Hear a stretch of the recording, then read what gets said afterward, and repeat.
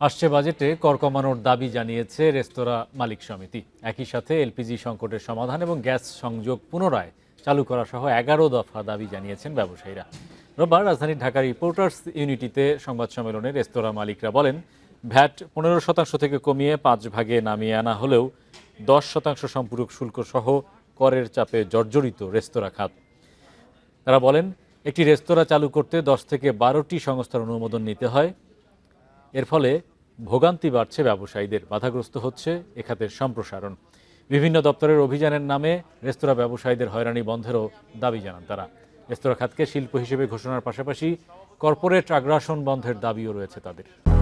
200-র বেশি সার্ভিস ও ফিচারে লেনদেনের সব বিকাশ অ্যাপে সম্ভব।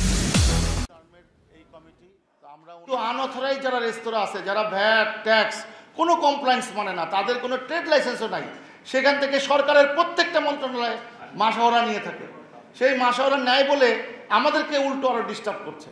তো সুতরাং আমরা মনে করি যে সরকারের যৌক্তিক প্রতিনিধি থাকবে, যারা এক্সপার্ট।